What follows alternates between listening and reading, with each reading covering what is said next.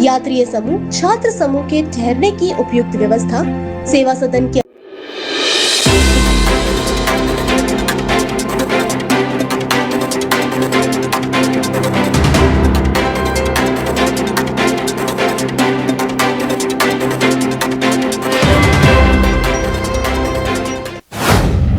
आप देख रहे हैं मून न्यूज और मैं हूं आपके साथ अंजलि वर्मा। तो खबरों के सिलसिले को आगे बढ़ाते हुए नजर डालते दिन भर की खास खबरें। अनलॉक 1 का पालन कराने के लिए जिला प्रशासन के साथ संपन्न हुई जनप्रतिनिधियों की बैठक। जनप्रतिनिधियों से मिले सुझाव को ध्यान में रखते हुए जिला प्रशासन बाजार खुलवाने की कार्यप्रणाली पर कर रहा है विचार। बीते शुक्रवार को आए तूफान का आकलन करने के लिए अहमदपुर विधानसभा के विधायक राम प्रताप सिंह चौहान ने किया रहन कला का दौरा। विधायक ने तूफान से हुए नुकसान की भरपाई का दिया आश्वासन। बीते शुक्रवार को आए तूफान से किसानों को हुआ भारी नुकसान। राजनीतिक दलों ने पीड़ित किसानों से की मुलाकात।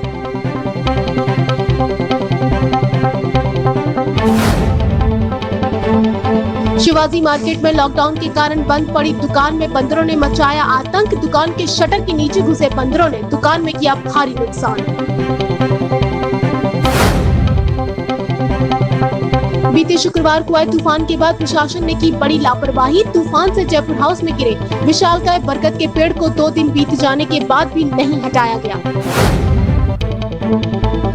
फतेहाबाद की ग्राम चमरौली में 60 वर्षीय महिला कोरोना वायरस से संक्रमित। गांव में सैनिटाइज कराने के साथ की गई बैरिकेडिंग।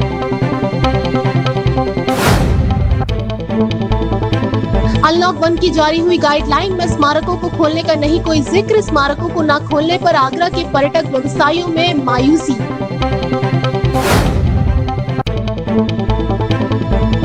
अग्रवाल महासभा बलकेश्वर ने विधायक पुरुषोत्तम खंडेलवाल द्वारा कराया भोजन के पैकेट का वितरण। भोजन पाकर सभी के चेहरे दिखे खुश। लॉकडाउन 5 और अनलॉक 1 का पालन कराने के लिए जिला प्रशासन ने सभी जनप्रतिनिधियों के साथ में बैठक की। सर्किट हाउस में संपन्न हुई इस बैठक में सभी जनप्रतिनिधियों ने शहरवासियों की समस्याओं से अवगत कराया। तो वहीं जन समस्याओं को ध्यान में रखते हुए जिला प्रशासन अब बाजार खुलवाने की कार्यप्रणाली तय कर रहा है। शहरवासियों को राहत देने के लिए जिला प्रशासन ने आगरा के सभी जनप्रतिनिधियों के साथ में एक बैठक की है। सर्किट हाउस में तकरीबन 2 घंटे से ज्यादा चली इस बैठक में जनप्रतिनिधियों के साथ में जन समस्या निराकरण की रूपरेखा तय की जा रही है। दरअसल वैश्विक महामारी कोरोना वायरस के मामले में शहर पटरी से उतर गया था, जहाँ लोगों को दूध, सब्जी और दवाई की भारी दिक्कतों का सामना करना पड़ा था। ऐसे हालातों में भी लोग कोरोना से लड़ाई लड़ रहे हैं, मगर जनप्रतिनिधियों का कहना है कि शहरवासियों को राहत देने के लिए जिला प्रशासन के साथ में बैठक की गई और जन समस्याओं से अवगत करा दिया गया है। वन पर उत्तर प्रदेश में रहे हैं, बड़ी मुश्किल से कंट्रोल हुआ है, तो इन परिस्थितियों को देखते हुए कुछ गाइडलाइन बनी है। जिला अधिकारी प्रेस ब्रीफ करेंगे कि क्या खुलेगा, क्या नहीं खुलेगा, कितने समय खुलेगा, कब तक खुलेगा, और कुछ चीज़ें हैं जो बिल्कुल नहीं खुलेंगी। जैसे कुछ चीज़ों के बारे में हम पूरे विधायक और MP सहमत थे। यद्यपि हमारी जनता है, फिर भी कुछ ऐसे आइटम हैं, मैं अभी नहीं बताऊंगा, जिलाधिकारी बताएंगे, उस पर हम लोग सहमत हैं कि वो बिल्कुल नहीं खुलना चाहिए, क्योंकि उसमें सोशल डिस्टेंसिंग सबसे ज़्यादा ख़राब होती है। तो इसलिए अब उनको और दबाव उन पर न बने। उनका दूध आ रहा है तो वो भी शहर में आ जाए, उनकी सब्जी फिक रही है वो न फिके, वो भी शहर के अंदर आ जाए।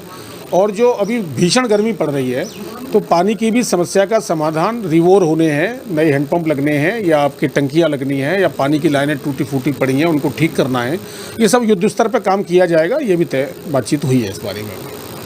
तो मुझे लगता है कि हम सब लोग मिलकर सब लोग अच्छा एक वो बना रहे हैं, और मुझे उम्मीद है कि आने वाले समय में जो आगरा में पिछले 15 दिन से जो एक गति पकड़ी है एक सकारात्मकता की तरफ, और केसेस भी कम हुए हैं, और सबसे बड़ी बात है कि 80% हमारा जो ठीक होने का एक रेशो है वो बहुत महत्वपूर्ण है। तो मुझे उम्मीद है कि हम सब लोग मिलकर आप लोगों के सहयोग से इस लड़ाई को निश्चित रूप से जल्दी जीतेंगे। ताजनगरी आगरा के दोनों सांसद, सभी विधायक इस मीटिंग में शामिल थे। इस मीटिंग में जिला प्रशासन की ओर से जिलाधिकारी आगरा प्रभु नारायण सिंह और SSP आगरा बबलू कुमार भी मौजूद थे। बाजार खुलने के समय लॉकडाउन की तरह ही सोशल डिस्टेंसिंग का पालन करें, ज्यादातर भीड़ बाजारों में ना दिखे और 70 वर्ष से ऊपर के बुजुर्ग बाजारों तक ना आए, और कोरोना से बचने के साथ वैश्विक महामारी में आ रही पानी और अन्य जन समस्याओं का निराकरण भी किया जा सके। तो इसमें अलग अलग बिंदुओं पर चर्चा हुई है, क्योंकि शासन ने किस जिले के अंदर किस में छूट मिलनी चाहिए और कितनी छूट मिलनी चाहिए। ये स्थानीय जिला प्रशासन को उन्होंने जिम्मेदारी दी है। इसी की तहत आज यहाँ पे सर्किट हाउस हमारे जनप्रतिनिधियों के साथ में जो डीएम एसएसपी बैठे थे और एक एक बिंदु पर चर्चा हुई है। बहुत सारे विषय हैं जो, और उसमें हम सब लोगों ने राय भी दी है। उन्होंने भी सरकार का जो पक्ष था वो भी रखा है और हम लोगों के भी उन्होंने विचार लिए हैं। तो जो तय हुआ है कि जैसे ट्रांसपोर्ट है, दुकानें हैं, मार्केट है, दूध है, सब्जी है और बहुत सारी चीज़ें हैं, इसमें सावधानी बरतते हुए सोशल डिस्टेंसिंग, मास्क और ये सब का बरतते हुए आगे के क्या निर्णय लिया जाए उसको हमने तय कर दिया है जय, और जिलाधिकारी उसको जो है अखबार में दे करके जो छोड़ते हैं। सोशल डिस्टेंसिंग मेंटेन करते हुए काम हो। इस तरह जो मार्केट खोलने का विषय आ रहा है कि एक साइड का मार्केट खोला जाए, दूसरे साइड का ऑल्टरनेटिव्स को खोला जाए, जिससे कि वाहन रखने में और परचेज़र को परचेज़ करने में आसानी रहे। और जितने भी कार्यालय हैं वहाँ पर अभी जो नियम जो नीति बनाई है वो 55 साल से ऊपर के या बीमार, इनको रिलैक्सेशन मिल जाएगा। बाकी लोग आएंगे सोशल डिस्टेंसिंग मेंटेन करते हुए।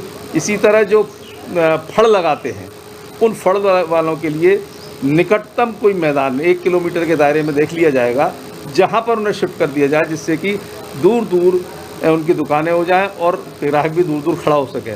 तो मूल मंत्र हर चीज़ का सोशल डिस्टेंसिंग को करते हुए आगे जीवन को चलाना है, जीवन को बढ़ाना है, कोरोना को हराना है। जनप्रतिनिधियों ने जिला प्रशासन को जन समस्याओं से अवगत कराया, तो वहीं समस्याओं के निराकरण के लिए अभी जिला प्रशासन माथापच्ची कर रहा है। अभी कोई भी ठोस निर्णय लेकर उस पर मुहर नहीं लगाई गई है। जनप्रतिनिधियों ने सुझाव दिया, लॉकडाउन का सभी लोग पालन करें, लोग मास्क लगाएं और जरूरतमंद चीजों को पहले तत्काल प्रभाव से खोला जाए। अब जिला प्रशासन जनप्रतिनिधियों के सुझावों पर विचार विमर्श कर रहा है। निश्चित रूप से काफ़ी सहूलियत मिलेगी, लेकिन सोशल डिस्टेंसिंग का पालन कड़ाई से होगा, ये भी पक्की बात है, क्योंकि ये हमारे और आप ही के लिए है कि सोशल डिस्टेंसिंग का हम लोग पालन करें। कुछ छूटें मिलने वाली हैं। कल जिलाधिकारी जो अभी प्रदेश सरकार की ओर से आएगा, MHA की गाइडलाइन आ चुकी है, प्रदेश सरकार भी अपनी उसमें कुछ ऐड करेंगे। तो काफ़ी आज सकारात्मक बात हुई है अधिकारियों की और हम लोग की, और सभी बातों पर लगभग आम सहमति बन गई है। तो मुझे लगता है कि कल से जनता को सहूलियत भी मिलेगी, लेकिन सोशल डिस्टेंसिंग का पालन करना होगा। जिलाधिकारी और SSP महोदय दोनों के साथ में सभी जनप्रतिनिधियों की एक बैठक हुई है, और जो पिछले लॉकडाउन की समीक्षा हुई वो आगे क्या करना है, बाज़ारों को कैसे खोलना है और किन किन को अलाउ करना है। जैसे मान लो दूध भी अभी देहात से शहर में नहीं आ पा रहा है, सब्जी की मंडियाँ नहीं लग पा रही हैं, सब्जी ठीक प्रकार से नहीं आ पा रही है, कौन कौन से दुकानों को खोलना है, कब कब खोलना है, उनका समय अवधि क्या रहेगी, पार्कों को सुबह खोलना है, शाम को खोलना है, उसका समय क्या रहेगा, और इस प्रकार की अनेक चीज़ों के अनेक विषयों पर चर्चा हुई है और काफ़ी कुछ विषय सबके विचार विमर्श हुआ है। और जिलाधिकारी महोदय को जो विचार हम लोगों के आए हैं उन्होंने सबको नोट किया है, और कोई भी अच्छा निर्णय वह करेंगे, हमने उनको अधिकृत किया है। सर्किट हाउस में संपन्न हुई इस बैठक में सबसे बड़ी बात मार्केट खुलवाने पर हुई है। जनप्रतिनिधियों ने जिला प्रशासन आगरा को सुझाव दिया कि जल्द से जल्द बाजार खोले जाए, जिससे लोगों की समस्या खत्म हो सके। की चर्चा हो रही है अपने शहरी इलाके लॉकडाउन 5 पर किस तरीके की बैठक हुई है, क्या तय? अब लॉकडाउन 5 नहीं है, अनलॉक 1 है, और अनलॉक 1 है। मैं समझता हूँ कि जिस प्रकार से 4 चरणों में लॉकडाउन हुआ और अनलॉक भी 4 चरणों में होना चाहिए। धीरे धीरे शहर पटरी पे आवे। जिला प्रशासन की ओर से ADM सिटी नोडल ऑफिसर हैं। सारे मामले की एक संक्षिप्त रिपोर्ट जिला अधिकारी आगरा को ADM सिटी के द्वारा सौंपी जाएगी। बाजार खोलने पर लोगों की जन समस्याओं के निराकरण पर विचार भी किया जाएगा। अब सीधे हाथों में ही डिग्री थमाएगा विश्वविद्यालय। सहायक शिक्षक भर्ती के आवेदकों को जल्द से जल्द डिग्री चाहिए, जिसके लिए विश्वविद्यालय में आए दिन हंगामे हो रहे हैं। इन अभ्यर्थियों की आवश्यकता और वर्तमान परिस्थितियों को देखते हुए अब विश्वविद्यालय ने प्रोविजनल डिग्री देने का मन बनाया है, जिसके लिए 1 जून से काउंटर शुरू कर दिए जाएंगे। सहायक शिक्षक भर्ती के चयनित अभ्यर्थी इन दिनों विश्वविद्यालय में अपनी डिग्री के लिए भटक रहे हैं। हालांकि उन्होंने अपनी डिग्री के लिए आवेदन किया है, लेकिन विश्वविद्यालय फिलहाल उन्हें प्रोविजनल डिग्री ही उपलब्ध करा पा रहा है। ये डिग्री भी ऑनलाइन ही मिलने या फिर घर भेजे जाने की बात कही जा रही है, लेकिन अभ्यर्थियों को डिग्री जल्द से जल्द मिल जाए, जिसके लिए पिछले कई दिनों से यहाँ हंगामे की स्थिति अभी बनी हुई है। इन हंगामे और अभ्यर्थियों की आवश्यकता को देखते हुए विश्वविद्यालय के परीक्षा नियंत्रक डॉक्टर राजीव कुमार ने डिग्री बाय हैंड ही उपलब्ध कराने का निर्णय लिया है। उन्होंने कहा कि वैसे तो सभी को डिग्री बाय पोस्ट और ऑनलाइन भी भेजी जा रही है, लेकिन यदि किसी का कलर प्रिंट नहीं निकला तो वह सीधे विश्वविद्यालय में आकर डिग्री ले सकता है। प्रोविजनल डिग्री के लिए या मार्कशीट के लिए, डुप्लीकेट मार्कशीट या इस सब के लिए एक ऑनलाइन सिस्टम है। उसी पे हमने जो भी बच्चे आ रहे हैं या हेल्प डेस्क पे हम उनको बुला रहे हैं या फ़ोन से कांटेक्ट कर रहे हैं, उनको यही सूचना दी गई है कि वो अपना जो भी उनकी रिक्वायरमेंट है, प्रोविजनल डिग्री है या मार्कशीट है, उस सब को ऑनलाइन अप्लाई कर दें। ऑनलाइन अप्लाई करने के बाद साथ साथ उसके साथ अपनी मार्कशीट जो जिस क्लास की है वो ज़रूर अटैच करें। उसको करने के बाद हम अपना प्रोसेस पूरा कर रहे हैं और बच्चों का जो भी लॉगिन आईडी एप्लीकेशन फॉर्म में उन्होंने डाली है, उसी लॉगिन आईडी पे उनकी स्कैन कॉपी कलर डिग्री हो, प्रोविजनल डिग्री हो, मार्कशीट हो, वो सब भेज दी जाएगी। छात्र आ रहे हैं, उनकी समस्याएं रहती हैं, इतनी बड़ी विश्वविद्यालय है तो समस्याएं तो रहेंगी। उनकी समस्याओं का समाधान किया जा रहा है। विश्वविद्यालय प्रशासन लॉकडाउन के बावजूद अपने कर्मचारियों को बुलाकर इन परिस्थितियों में भी काम करा रहा है। लगातार कर्मचारी काम कर रहे हैं, उनकी समस्याओं पर पूरा फोकस है, उसका सॉल्यूशन पूरा तरह दिया जा रहा है और आवश्यकता पड़ी तो 1 तारीख और 2 तारीख को सबके काउंटर बना दिए जाएंगे अल्फ़ाबेटिकल क्लास वाइज और उनको वितरित कर दी जाएंगी ओरिजिनल भी। हालांकि विश्वविद्यालय की ओर से डिग्री डाक विभाग के माध्यम से भी भेजी जा रही है, लेकिन वर्तमान परिस्थितियों में डाक सही समय पर पहुंच जाए ऐसा संभव होता नहीं दिख रहा है। वहीं जिन अभ्यर्थियों को जल्द से जल्द डिग्री चाहिए वो इंतजार भी नहीं कर सकते। इन सभी समस्याओं को देखते हुए विश्वविद्यालय ने सीधे प्रोविजनल डिग्री दिए जाने का निर्णय लिया। भारत सरकार की ओर से अनलॉक की जारी हुई गाइडलाइन में स्मारकों को खोले जाने का कोई जिक्र नहीं है, जिससे पर्यटन व्यवसायियों में मायूसी है। सरकार धीरे धीरे होटल, रेस्टोरेंट के साथ रेल सेवा व हवाई यात्राओं को भी सुचारू करने जा रही है, लेकिन सरकार की ओर से कहीं भी स्मारकों का कोई जिक्र नहीं आया, जिसके चलते पर्यटन जगत चिंता में आ गया है। अंतर्राष्ट्रीय स्तर पर फैली महामारी कोरोना वायरस ने पूरे विश्व में पर्यटन को पूरी तरह से ठप कर दिया है। भारत में भी पर्यटन एक बड़ा कारोबार है जो देश के रोजगार को लेकर विदेशी मुद्रा और जीडीपी में एक अहम भूमिका निभाता है। लॉकडाउन के दौरान देश के सभी स्मारक बंद कर दिए गए और होटल, एम्पोरियम, रेस्टोरेंट्स आदि पर भी ताला लटका दिया। लगभग 2.5 महीने से पर्यटन जगत शून्यता की स्थिति में है और वर्तमान समय में चल रहे माहौल को देखते हुए फिलहाल इस कारोबार का पटरी पर लौटना भी फिलहाल नहीं दिख रहा। हालांकि पर्यटन व्यवसायी मानते हैं कि धीरे धीरे स्थितियां सामान्य होंगी तो लोग स्वयं को सुरक्षित करते हुए निकलना शुरू करेंगे। इसी उम्मीद के साथ में भारत सरकार की ओर से धीरे धीरे सभी कारोबार शुरू किए जाने को लेकर गाइडलाइंस भी जारी की गई। इन गाइडलाइन में कहीं भी स्मारकों का जिक्र नहीं है, जिसको लेकर पर्यटन व्यवसायी खासे मायूस हैं। हालांकि होटल, रेस्टोरेंट को 8 जून से खोले जाने की बात सरकार की ओर से कही गई, लेकिन अभी तक स्मारकों के बारे में कोई तारीख तय नहीं की गई और न ही स्मारकों का कहीं कोई जिक्र है। ये पर्यटन उद्योग जो कि देश के जीडीपी में 9.2% का भागीदार है, जो कि लगभग 4 या 5 करोड़ लोगों को रोजगार देता है, एक कठिन दौर से गुजर रहा है।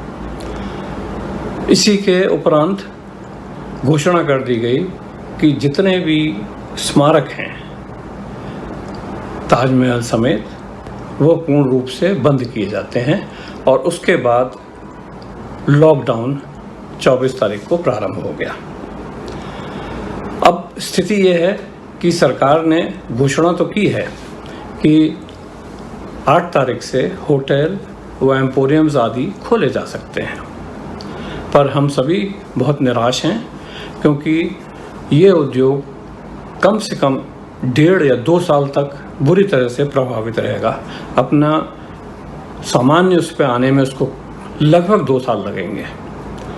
अनेक घोषणाएं की गई वित्त मंत्री द्वारा, 20 लाख करोड़ का पैकेज की घोषणा की, परंतु उसमें पर्यटन का कहीं भी जिक्र नहीं है। होटल्स को खोलने का कोई मतलब नहीं है जब तक कि ताजमहल और आगरा किला आदि को ना खोला जाए। जब तक वो नहीं खुलेंगे तो पर्यटन का कोई मतलब नहीं रह जाता। और अभी आज की डेट के अंदर हमको पर्यटन के लिए कुछ भी नहीं दिया गया है। कि माननीय प्रधानमंत्री जी ने 20 लाख करोड़ का जो अनाउंसमेंट किया है उस उसमें हमारी मांगें थी, जो कि हमने 14 अप्रैल को इनको ज्ञापन के थ्रू और ट्विटर के थ्रू सब कुछ अपनी डिमांड्स भेजी थी, पर आज तक उस पर कोई एक्शन नहीं किया गया है। जिसमें हमारी मांग थी कि हमारे जो है GST 2 ईयर्स के लिए एग्जाम किया जाए, फिक्स चार्जेस जो इलेक्ट्रिसिटीज़ के हैं वो 2 साल के लिए ख़त्म किए जाएँ, सीवर टैक्स, प्रॉपर्टी टैक्स और वाटर टैक्स को एग्जाम किया जाए। पर हमारे लगता है कि इस ओर कोई ध्यान नहीं दिया गया, जैसे कि इनके किसी सरकार के एजेंडे के अंदर पर्यटन उद्योग है ही नहीं। गौरतलब है कि भारतीय अर्थव्यवस्था में पर्यटन कारोबार GDP में 9% की हिस्सेदारी रखता है। पर्यटन व्यवसायी मानते हैं कि जब तक स्मारक नहीं खुलते तब तक स्थितियां सामान्य होने का ना ही संदेश जाएगा और ना ही लोगों में पर्यटन के प्रति सुरक्षा का माहौल बनेगा। लिहाजा सरकार की ओर से जल्द स्मारकों को भी खोला जाना चाहिए। करता हूँ कि सबसे पहले जल्द से जल्द आगरा में ताजमहल को खोला जाए सोशल डिस्टेंस के साथ, जो कि हमारा पूरे भारत वर्ष की ये पहचान है ताजमहल और पूरे विश्व की पहचान है। और ख़ास तौर से हमारे पर्यटन उद्योग के लिए बहुत ही ज़रूरी है कि जल्द से जल्द ताजमहल को खोला जाए, जिससे हमारा कम से कम होटल इंडस्ट्रीज़ का, पर्यटन का ज़्यादा से ज़्यादा लाभ हो सके और तमाम लोग जो इससे जुड़े हुए हैं उनके परिवार पल सकें और काफ़ी दिक्कतों का सामना करना पड़ रहा है। गौरतलब है कि अनलॉक के पहले चरण में 8 जून से सरकार सभी धार्मिक स्थलों को खोले जाने की मंजूरी दे रही है। वहीं होटल व रेस्टोरेंट्स भी इसमें शामिल हैं। ये किस तरह से खुलेंगे, इसके लिए स्थानीय स्तर पर राज्य सरकार और फिर जिला प्रशासन गाइडलाइन तय करेगा। पर्यटन व्यवसायी चाहते हैं कि इसी तरह से स्मारकों को लेकर भी स्थानीय स्तर पर कवायदें कर ली जाएं और उसी के आधार पर खोले जाएं। लेकिन जब तक केंद्र सरकार की ओर से हरी झंडी नहीं मिलती तब तक स्थानीय स्तर पर ये सब नहीं हो सकता। लिहाजा पर्यटन व्यवसायी भारत सरकार से ही अब जल्द से जल्द पर्यटन उद्योग को गति देने के लिए कुछ विशेष प्रयास किए जाने की मांग भी कर रही हैं। वहीं हाल ही में 20 करोड़ के पैकेज दिए जाने में भी पर्यटन का कहीं कोई जिक्र नहीं हुआ, जिसके चलते पर्यटन जगत पहले से ही मायूस है और अब अनलॉक में भी स्मारकों का कोई जिक्र न होने से पर्यटन कारोबार खुद को सौतेला सा महसूस कर रहा है। जिले के सभी विधायक और सांसदों के साथ में मीटिंग करने वाले जिलाधिकारी आगरा भी उत्तर प्रदेश सरकार की गाइडलाइन पर विचार विमर्श करने के बाद ही देर रात अपनी नई गाइडलाइन जारी करेंगे, जिसको लेकर अभी भी असमंजस की स्थिति बनी हुई है। सर्किट हाउस की नई बिल्डिंग में जिला प्रशासन और जनप्रतिनिधियों के साथ में हुई बैठक में कोई निर्णय नहीं निकला है। जिलाधिकारी आगरा ने सभी जनप्रतिनिधियों से सुझाव तो ले लिए हैं, मगर आगरा की गाइडलाइन देर रात तक तय होगी। जिलाधिकारी आगरा प्रभु नारायण सिंह का कहना है कि जनप्रतिनिधियों के सुझाव ले लिए गए हैं। कहाँ कुछ खोलना है और कैसे दुकानें खोली जानी है, इस पर विचार विमर्श किया जा रहा है, मगर उत्तर प्रदेश सरकार की गाइडलाइंस को भी ध्यान में रखा जाएगा। की गाइडलाइंस आ गई है, उसके बेसिस पे अभी हम लोग जो उत्तर प्रदेश की गाइडलाइंस उसका इंतजार कर रहे हैं। बट चूँकि ये पता था कि 1 जून से डिफरेंट स्ट्रैटेजी रहेगी और जनपद वासियों को इस कोविड के साथ रहना सीखना होगा, उसके क्रम में कल हम लोग व्यापारी वर्ग से मिले थे। आज जो हमारे यहाँ के माननीय जनप्रतिनिधि उनसे वार्ता हुई सबसे, और जो एक हम लोगों ने पॉलिसी लेके चल रहे थे उसमें एक सबका क्या है, क्या चाहते हैं, क्या दिक्कतें हैं, अभी तक हम लोगों ने क्या कार्य किया और आगे चुनौती क्या है उसके संबंध में डिस्कस किया गया। कुछ जो ऐसे केसेस हैं जहां हमें लगता है कि साहब इस केस में इस चीज़ों से हमारा केस बढ़ सकता है, उसको थोड़ा सा अभी हम लोग कुछ उसको कम करेंगे और जो एग्जैक्ट गाइडलाइंस क्या होगी आज देर रात तक हम जारी करने की कोशिश करेंगे। यानी एक बात तो साफ हो गई है कि आगरा शहर और देहात क्षेत्र में जिस तरीके से बाजार खुलेंगे, एक निर्धारित समय और मानकों के अनुरूप खुलेंगे। सोशल डिस्टेंसिंग का पालन करना होगा, मास्क पहनना होगा और भीड़ भाड़ होने पर पुलिस एक्शन में आएगी और जरूरत पड़ी तो कार्यवाही भी की जाएगी। कोरोना काल में गरीब असहाय जरूरतमंदों की सेवा भाव का क्रम निरंतर जारी है। कमला नगर स्थित सरजू धाम कॉलोनी में राशन किट वितरित की गई। सेवा कार्य में लगे विनय शर्मा और बंटू शर्मा द्वारा 200 राशन किट का वितरण सांसद SP सिंह बघेल द्वारा किया गया। वैश्विक महामारी कोरोना वायरस के ग्राफ पर लगाम लगाने के लिए लॉकडाउन की व्यवस्था लागू की गई है। इस लॉकडाउन की वजह से सबसे ज्यादा समस्या है उन दिहाड़ी मजदूर और गरीब वर्ग के सामने आ रही है, जो प्रतिदिन रोज कमाने वाले थे, उनके पास राशन कार्ड भी नहीं है। ऐसे लोगों की मदद करने के लिए शुरुआती दौर से ही समाजसेवी समाज सेवा कर अपना फर्ज अदा कर रहे हैं। इसी क्रम में रविवार को कमला नगर स्थित सरजू धाम कॉलोनी में मौजूद समाज सेवी विनय शर्मा और बंटू शर्मा के नेतृत्व में राशन की किट का वितरण किया गया। इस कार्यक्रम में बतौर मुख्य अतिथि के रूप में उपस्थित रहे आगरा सांसद प्रोफेसर SP सिंह बघेल ने जरूरतमंदों को राशन किट का वितरण किया। राशन किट के वितरण के दौरान कोरोना वायरस के संक्रमण को देखते हुए सोशल डिस्टेंसिंग का भी पालन भली भांति किया गया। वहीं इस अवसर पर सांसद एसपी सिंह बघेल जहां एक और विनय शर्मा और बंटू शर्मा के कार्यों की जमकर सराहना की, तो वहीं दूसरी ओर जरूरतमंदों से उनके हाल जाने और भविष्य में उनकी समस्याओं के निराकरण का आश्वासन भी दिया गया। गैर सरकारी किट उन्होंने उपलब्ध कराई है और मैं इन सभी समाज सेवियों का धन्यवाद देना चाहूँगा कि सरकार के काम को हल्का कर रहे हैं और बिल्कुल पात्र व्यक्तियों को ये दे रहे हैं। मेरा इनसे ये भी अनुरोध है कि लंबा लॉकडाउन चल सकता है, हमें कोरोना के बीच में रहना होगा, तो इन सब लोगों का राशन कार्ड भी बनवा दें। एक नई स्कीम आई है कि जिन लोग श्रमिक हैं, जो बाहर के हैं, जो आदिवासी हैं, जो पूरी तरह निवासी नहीं हैं या प्रवासी हैं, उनके लिए एक नई स्कीम आई है। ऐसे श्रमिकों के खाते में 1000 रुपये जाएगा और राशन कार्ड बन जाएगा तो 3 रुपये किलो चावल और 2 रुपये किलो गेहूँ। अगर 5 व्यक्ति उनके घर में हैं तो 31 किलो अनाज उनको 80 रुपये की कीमत पर मिलेगा। और इस बार तो प्रति यूनिट 5 किलो मुफ्त चावल और 1 किलो चना दिया है। इस प्रकार से 61 किलो अनाज अगर किसी के घर में 5 व्यक्ति हैं तो 80 रुपये की कीमत पर मिला है। दिल में समाज सेवा की भावनाएं लिए कार्य कर रहे विनय शर्मा और बंटू शर्मा पहले भी जरूरतमंदों की सेवा का संकल्प लेते हुए लोगों की सहायता करते रहे।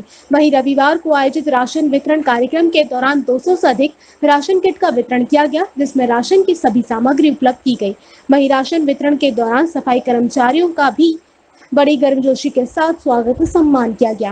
आज सांसद जी के सानिध्य में राशन किट वितरण कर रहे हैं और ये कार्यक्रम वैसे हमारा पहले एक्सप्रेस वे में चल रहा है खाने का, लेकिन आज सांसद जी के सानिध्य में यहाँ कर रहे हैं हम लोग।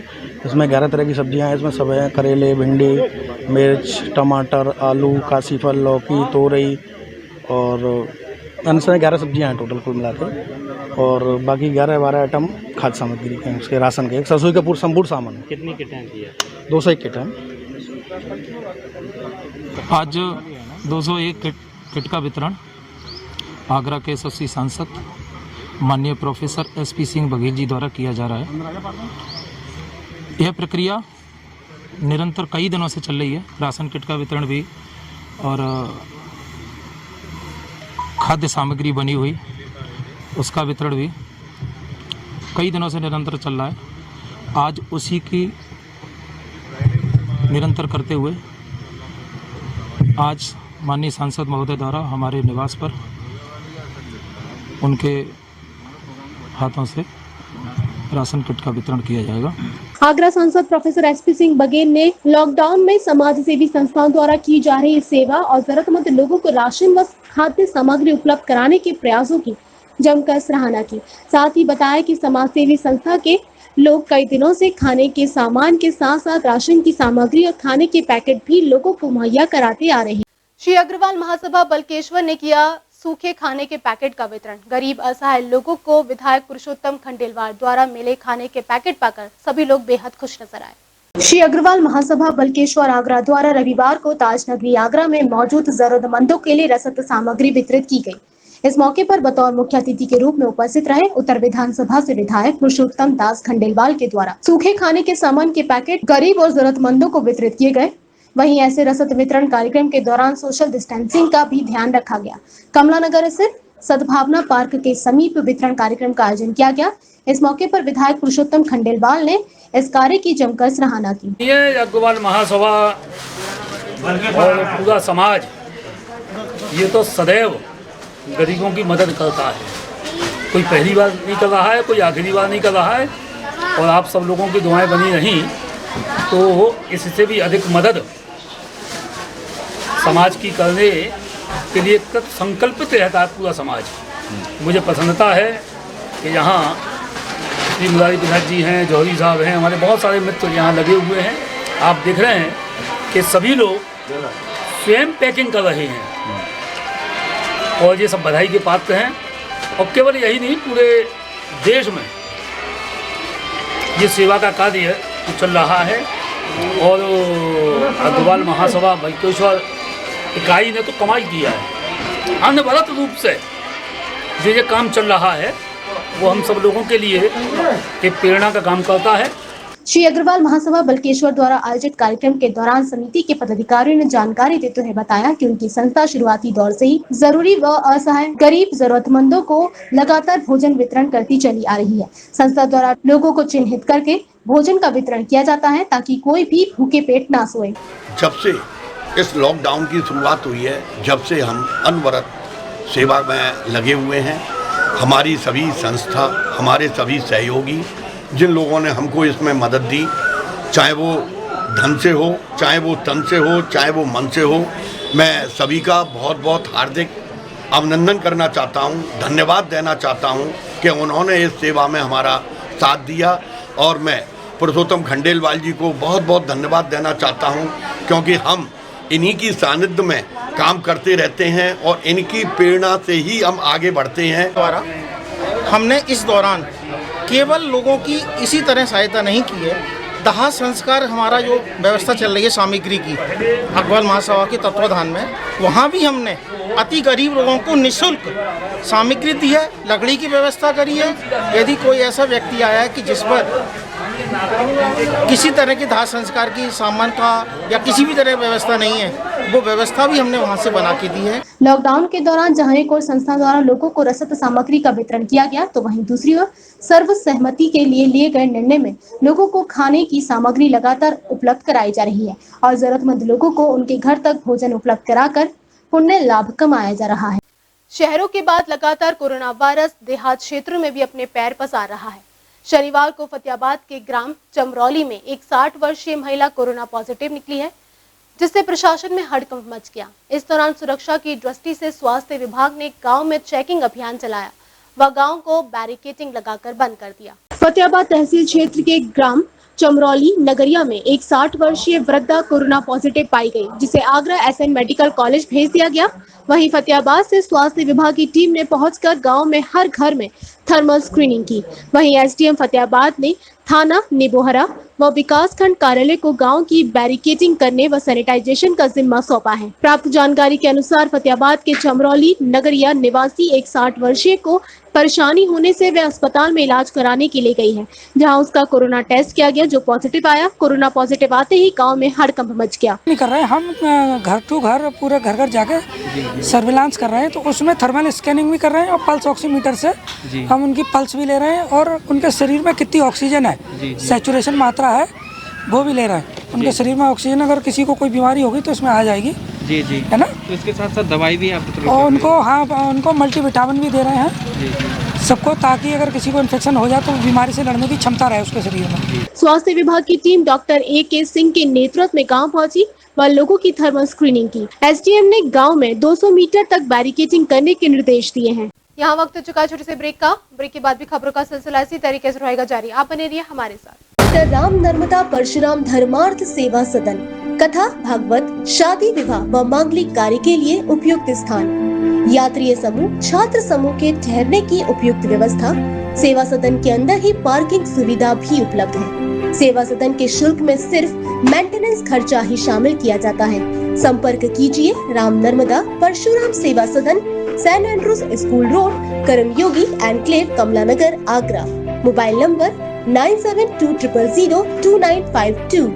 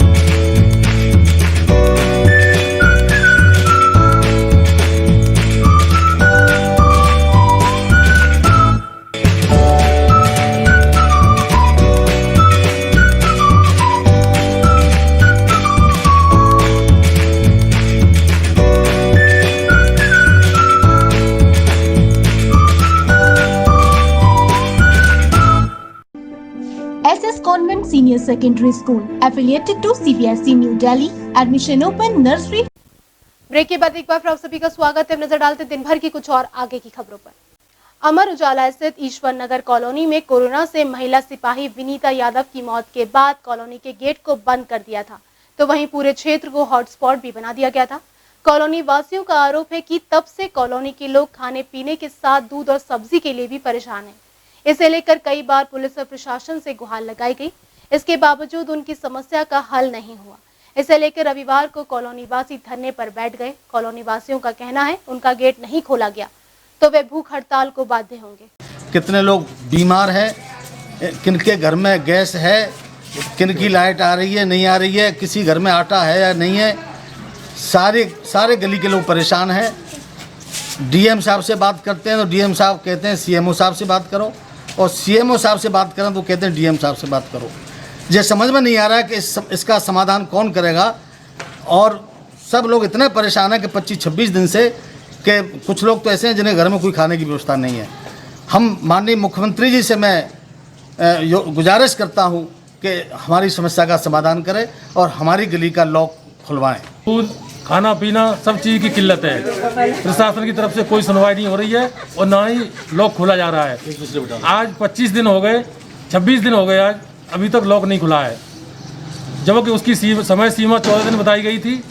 फिर कहा कि 21 दिन हो गई है और 4 दिन से हम लोग सीएमओ साहब से लगातार संपर्क बनाए हुए हैं। डीएम साहब से भी संपर्क किया, एसएसपी साहब से भी संपर्क किया, एसओ सिकंदरा से भी संपर्क किया, मगर कोई सुनवाई नहीं हुई। सिर्फ आश्वासन के अलावा हमें कुछ नहीं मिला अभी तक।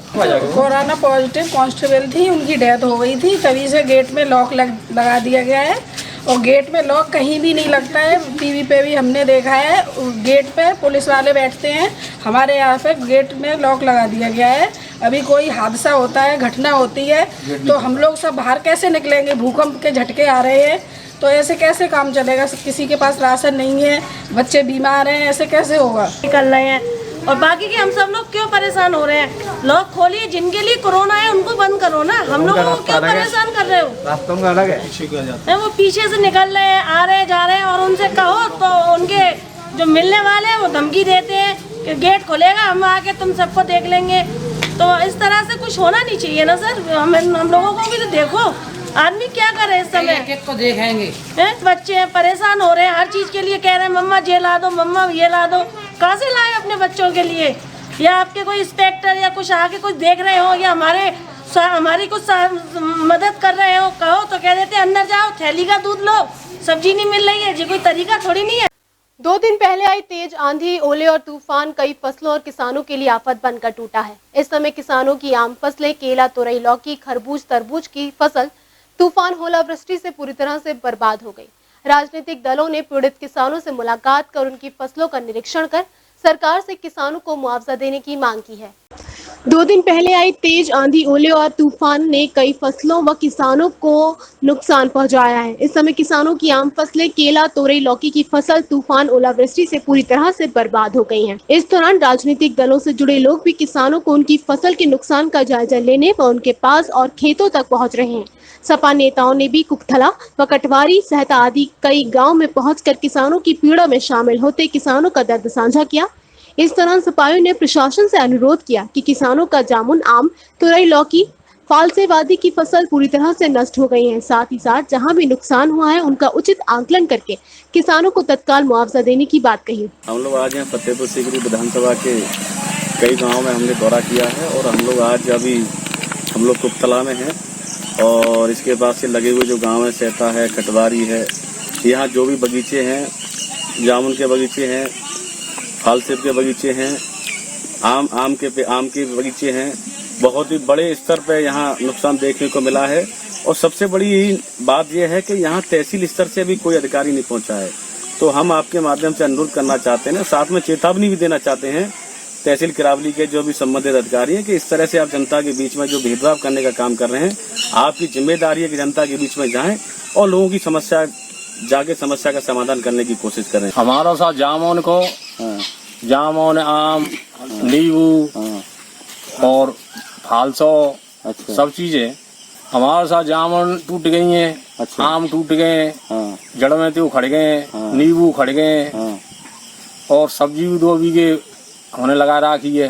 वो और इनसे खत्म है गई है। वहीं तेज आंधी और तूफान से शहर के साथ कई ग्रामीण क्षेत्रों में भी बिजली की व्यवस्था पूरी तरह से ध्वस्त हो गई। कई गाँव में बिजली के खंभे टूटे हुए हैं।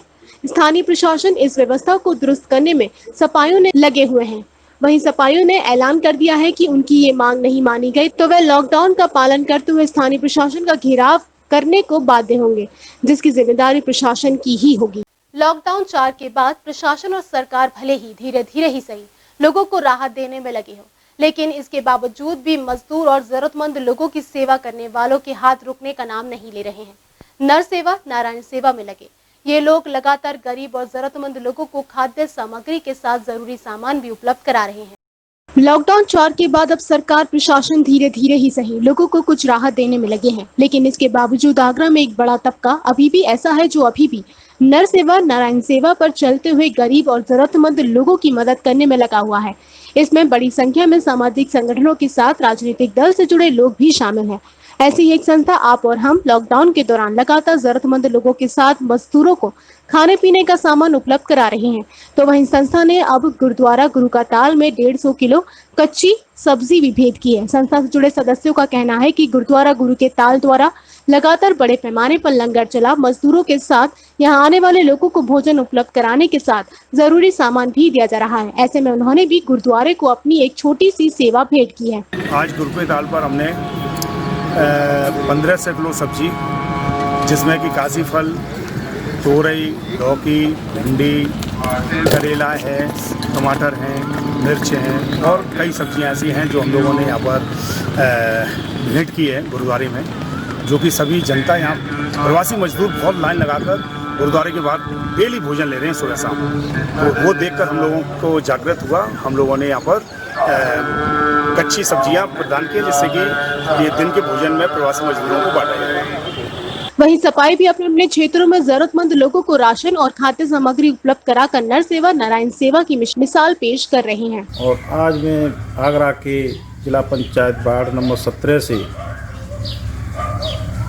प्रत्याशी के रूप में, उम्मीदवारी के रूप में तैयारीरत हूँ, तैयारी कर रहा हूँ, क्षेत्र में हूँ।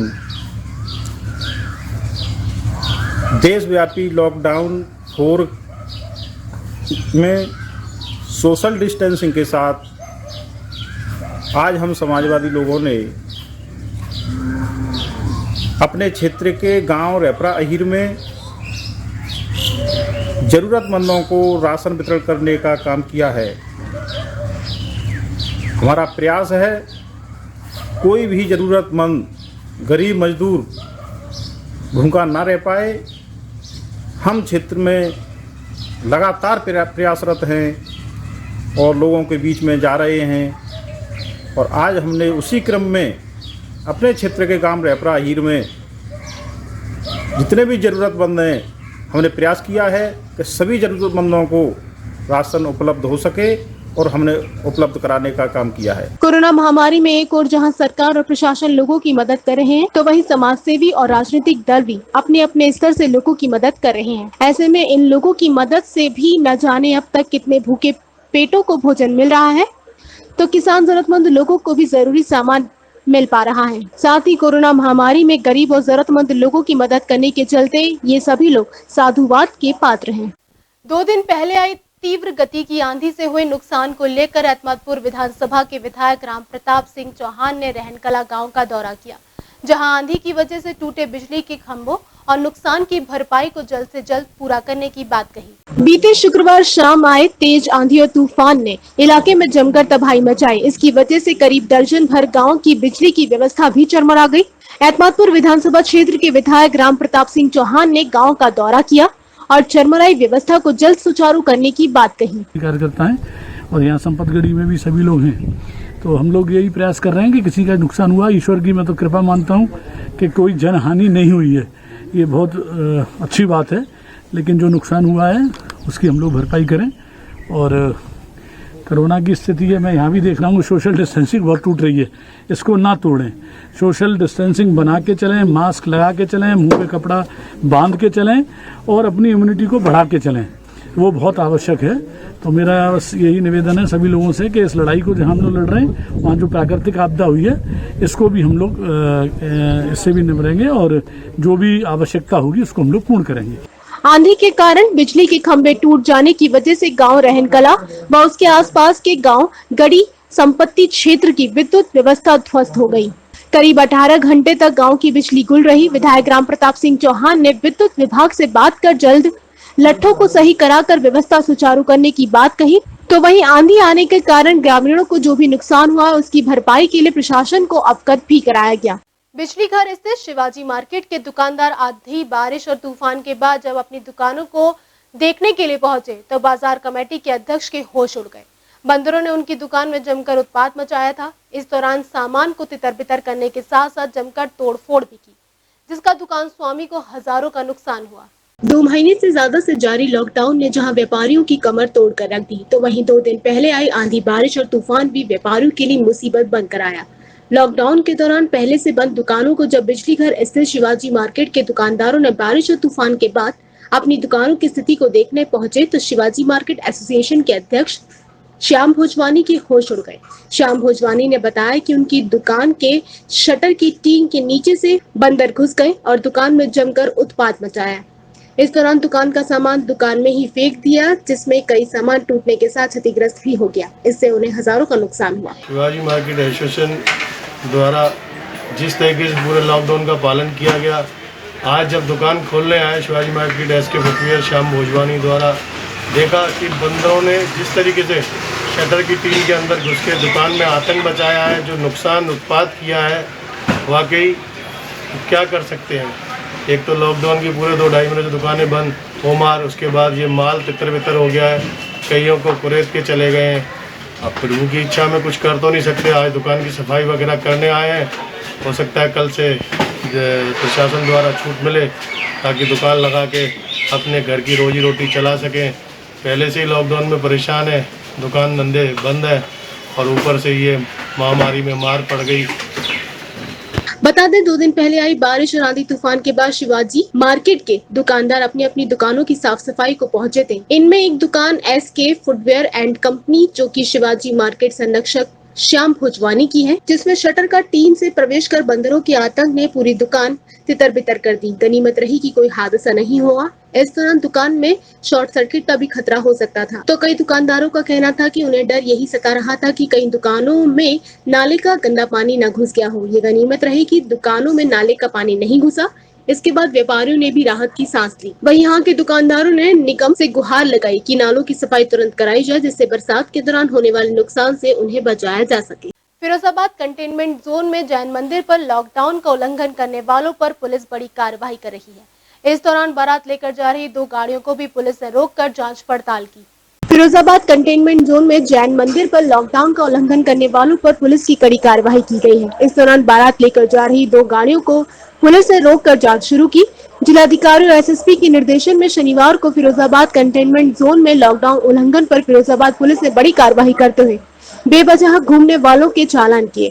इस दौरान बारात लेकर कंटेनमेंट जोन में जा रही 2 गाड़ियों को भी पुलिस ने रोक दिया और बारातियों को जारी किए गए पास को पुलिस द्वारा जांच की गई। वहीं एसपी सिटी प्रबल प्रताप सिंह ने बताया कि बारातियों को हाथरस एसडीएम द्वारा पास जारी किया गया था, उनसे भी बातचीत की जा रही है, जबकि कंटेनमेंट जोन में किसी तरह की कार्यवाही की परमिशन नहीं दी जा सकती है। एसडीएम हाथरस से बात करने के बाद ही कुछ स्पष्ट हो सकेगा। देखिए, जो आपने नोटिस किया होगा, ऐसे लोगों को सिंगल आउट करके उनकी ओर कार्रवाई की जा रही है जो गैर जरूरी काम से अपने घरों से निकले हुए हैं। और आपने नोटिस किया होगा कि यहाँ पे कोविड-19 के बारे में अवेयरनेस देने के लिए माननीय जिलाधिकारी महोदय और एसएसपी महोदय की तरफ से जो पैम्फलेट छपवाए गए थे उनको भी डिस्ट्रीब्यूट कराया जा रहा है। हमारा प्रयास है हम ज़्यादा से ज़्यादा लोगों को अवेयर करें और ऐसे लोग जो मिसयूज़ कर रहे हैं आवश्यक सेवाओं में आने के लिए और बार बार आवश्यक सेवाओं के नाम पर निकल के आ रहे हैं, तो ऐसे लोगों को कार्रवाई की जाए। हमारा प्रयास है जिसके लिए चेकिंग है। वहीं फिरोजाबाद में जिलाधिकारी और एसएसपी के निर्देशन में कंटेनमेंट जोन में लॉकडाउन का उल्लंघन करने पर फिरोजाबाद पुलिस ने बड़ी कार्रवाई की है। फिरोजाबाद के यादव नगर में एक महिला की लाश मिलने से सनसनी फैल गई। महिला की गर्दन पर चोट के निशान पाए गए। मौके पर पहुंची पुलिस ने केस दर्ज कर महिला के दोनों पतियों को हिरासत में ले लिया। मृतक महिला घर से 2 दिन पहले से लापता थी। फिरोजाबाद के यादव नगर में एक महिला की लाश मिलने से सनसनी फैल गई। झाड़ी में पड़ी लाश 35 वर्षीय छोटी नामक महिला की है। छोटी महिला 2 दिन से घर से लापता थी, जिसके बाद फिरोजाबाद के थाना उत्तर इलाके के यादव नगर स्थित खाली पड़े प्लॉट से पुलिस ने उसकी लाश को बरामद किया। बताया जाता है कि मृतक छोटी 2 पतियों के बीच में रह रही थी। दोनों पति रिश्ते में जीजा साले बताए जा रहे हैं। मृतका के पति की माने तो मृतका का एक पति राम सेवक यादव नगर निवासी है, जो हलवाई का काम कर गुजारा करता है। करीब 2 साल पहले राम सेवक साले की पत्नी छोटी को भगाकर कोर्ट मैरिज की थी, जिसके बाद छोटी राम सेवक के पास ही 2 बच्चों के साथ रह रही थी, जबकि पहला पति उसके पास आता जाता रहता था। पुलिस ने दोनों पतियों को भी मौके से गिरफ्तार किया है। मुझे नहीं पता साहब, मैं तो पैसे दे जाता था, यही रह रहा था और इसी की मौजूदगी में गई। मुझे ये भी नहीं पता, मुझे तो सुबह बताया था। ये कौन है? ये साला है। साला है। ये साला है तुम्हारा? छोटे छोटे बच्चों को परेशान रखता था। वो तो आगे इसने कमरा ले लिया था, तो मैंने कहा चलो मेरे सारे से इसके बच्चे पल जाएंगे। हाँ, तो मैंने कहा चलो कोई बात नहीं है, मैं इसी रहेगी तो अपने बच्चे पल देंगे। ये उसको रहने नहीं देता था कैसे भी।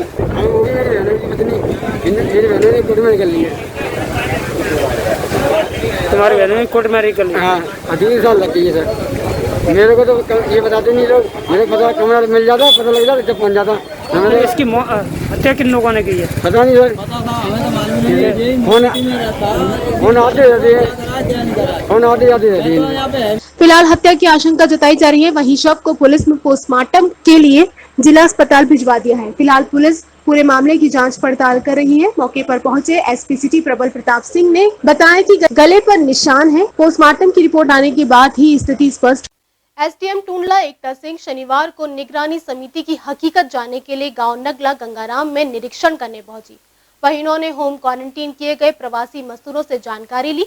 कमियां पाई जाने पर कई फटकार भी लगाई। शनिवार दोपहर को एसडीएम टूंडला एकता सिंह, सीओ अजय चौहान पचोकरा ग्राम पंचायत के गांव नगला गंगाराम में निगरानी समिति की हकीकत जानने के लिए गांव पहुंचे, जहां होम क्वारंटीन किए गए प्रवासी मजदूरों की स्थिति की जानकारी निकाली गई। निगरानी समिति की लापरवाही सामने आने पर एसडीएम ने गांव की आशा को कड़ी फटकार लगाई। आज हमारे और सीओ साहब के द्वारा संयुक्त रूप से नगला गंगाराम का दौरा किया गया।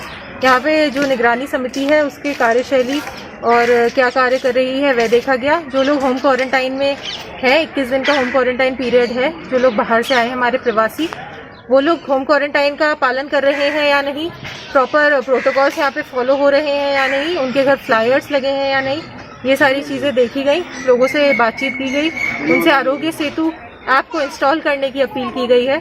तो बस इसी मंशा से आज ये दौरा किया गया है कि जो भी कोरोना से संबंधित हम सब लोग इससे बचाव के जो भी प्रोटोकॉल्स फॉलो कर रहे हैं वो अच्छी तरीके से। उन्होंने कहा कि निगरानी समिति को होम क्वारंटीन किए गए प्रवासी मजदूरों की देखरेख के लिए तैयार किया गया है। यदि एक भी होम क्वारंटीन किया गया व्यक्ति बाहर घूमता हुआ पाया जाएगा तो निगरानी समिति के पदाधिकारियों के विरुद्ध कड़ी कार्यवाही अमल की जाएगी।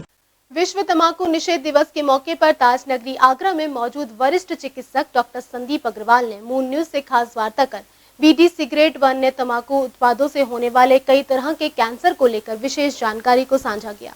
साथ ही तंबाकू के उपयोग से होने वाली 25 अन्य बीमारियों के खतरों पर भी प्रकाश डाला।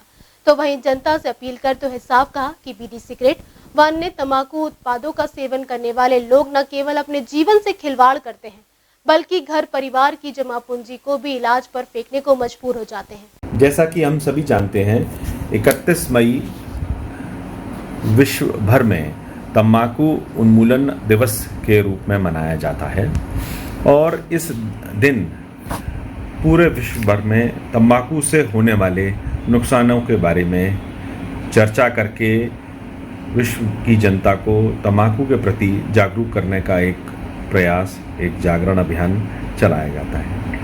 उसी के तहत आज 31 मई को हम पुनः इस बात को आपके सम्मुख पेश करने की प्रयास कर रहे हैं कि तंबाकू का प्रयोग किसी भी रूप में हानिकारक है और इसके बहुत ही लंबे समय तक और बहुत ही घातक नुकसान शरीर को उठाने पड़ते हैं, जो कि कैंसर, जो कि एक बहुत घातक बीमारी है, के अलावा और कई अंगों में और कई रूपों में घातक सिद्ध हो। तंबाकू के प्रयोग से ऐसे कई पदार्थ हमारे शरीर में प्रवेश कर जाते हैं जो कि बहुत ज़्यादा सेहत के लिए, स्वास्थ्य के लिए नुकसानदायक होते हैं। इनमें प्रमुख रूप से अगर हम बात करें तो बेंजीन एक ऐसा पदार्थ है जो कि बहुत ज़्यादा टॉक्सिक माना गया है। दूसरा पदार्थ फॉर्मेल्डिहाइड के रूप में जाना जाता है, जो कि सिगरेट के धुएं, बीड़ी के धुएं के साथ में शरीर में प्रवेश करके और फिर ब्लड के द्वारा पूरे शरीर में प्रवाहित होने कर नुकसान पहुंचाता है। ऐसे और कई प्रोडक्ट्स हैं, जैसे विनाइल क्लोराइड है और कई ऐसे कार्सिनोजेंस भी हैं जो कि कैंसर पैदा करने की क्षमता रखते हैं। इसी प्रकार से कई प्रकार के हैवी मेटल्स भी सिगरेट के धुएं के साथ में पहुंचते हैं, जिसमें आर्सेनिक और कैडमियम दो बहुत नुकसानदायक पदार्थ जाने जाते हैं। कुछ रेडियो एक्टिव पदार्थ भी सिगरेट के धुएं के साथ में आते हैं और कई प्रकार के विष, जिनमें कि अमोनिया के रूप में कार्बन मोनोऑक्साइड, हाइड्रोजन साइनाइड और सबसे महत्वपूर्ण पदार्थ निकोटीन। निकोटीन वो पदार्थ है जो कि हमारी तंबाकू के प्रति आकर्षित करने की जो लत है उसके लिए जिम्मेदार। इस बुलेटिन में बस इतना ही। अगले बुलेटिन में फिर होगी आपसे मुलाकात। दिन भर की हर छोटी बड़ी खबर के लिए आप बने रहिए मून न्यूज के साथ। तब तक के लिए दीजिए मुझे इजाजत। नमस्कार। डॉक्टर राम नर्मदा परशुराम धर्मार्थ सेवा सदन, कथा, भागवत, शादी विवाह व मांगलिक कार्य के लिए उपयुक्त स्थान।